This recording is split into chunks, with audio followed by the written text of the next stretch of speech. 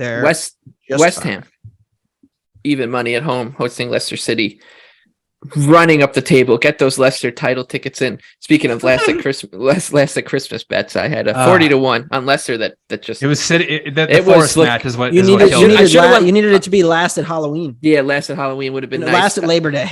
Leicester City plus 280, traveling to West Ham. The draw here is plus 240. Absolutely nothing for me here. Absolutely nothing. Got no interest in this one. BJ. I actually do like West Ham at plus 110. Yikes. It's a good positive regression versus negative regression type match. You obviously West Ham, who's the only player that's really going to be playing in the World Cup. It's going to be Declan Rice. Leicester, Tielemans is obviously going to be there. He's the main guy for Leicester, but Castane is going to be there for Belgium as well. But I mentioned this in the last pod, is that West Ham started off really badly defensively to begin the season. They had 3 horrible showings. And since that point, they've just been one of the best defensive teams in the Premier League. I mean, only Liverpool and United have created over 1 expected goal against them since their 3rd match of the season. They're allowing under 0.9 non-penalty expected goals per 90, just 6 big scoring chances allowed since those first 3 matches. They've also underperformed offensively. Like, they're one of the biggest positive regression candidates offensively, just 12 goals off of a little over 17 expected. And from a matchup perspective, the teams that Leicester does well against, when they're not running crazily hot offensively, I'll get to that in a second, is that they love teams to come up and press them. They like to play an open game. They have, great ball progressors that can play well through pressure, like they're 3rd in offensive pass per defensive action. But David Moyes, I mean, he's just sitting in a low block. Like West Ham is the lowest pressing team in the Premier League. Like, they have no problem conceding possession here to Leicester, who has been pretty possession dominant despite being at the bottom end of the table. But the thing about it is Leicester is just running ridiculously well offensively right now. Since September 4th, Leicester has scored 17 goals off of 10.7 expected. And they're like I mentioned this last week, their average shot distance is 18.6 yards. That's 2nd longest in the Premier League, only to Manchester United.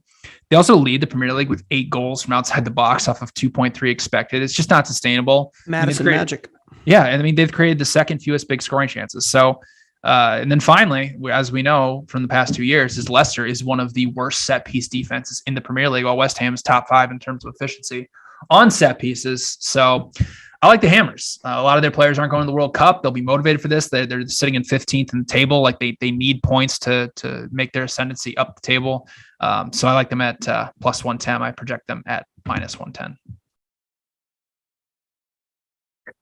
Yeah, I think of all the matches you look at, this one kind of feels like the most normal. Kind of like there's not as much hoopla with like World Cup stuff going on. And both of them need it, right? Like, these are 2 clubs that have historically the last, 5 or so seasons, or 3 or 4 seasons, I guess, as West Ham was near relegation a few seasons ago. But they've been near the top 7 or 8 teams, and now they're sitting, closer to relegation. So they need points to potentially get back up in the top 10. Yeah, I make West Ham the better team, and I do show a little bit of value on them. So if I do bet this, it'll end up being the Hammers. And I agree with BJ that from a regression point of view, West Ham continues to be better than their table position indicates, and they'll probably be moving up the table. But this Leicester team, the Matters magic is really frustrating. It was ever since the darts. He's a big darts guy, and once the darts came to Leicester, he just got red hot. And he wants to make the England squad. And he's putting himself in the shop window for a move to Newcastle. I mean, Southgate did say he's looking at Maddison potentially for the England squad, so we'll see. I would take him. They are 2nd longest shot distance, which BJ mentioned, which I want to double down and mention again, because that is incredibly. It's a pretty sticky indicator of how good your chances you're getting, and what that means about how good your attack ceiling can be. You can be a competent attack who relies on longer shots, but you can't be a good attack who relies on a lot of long shots. And same reason I have my doubts about United. The same reason that I'm still very doubting about United. Doubts about their attack.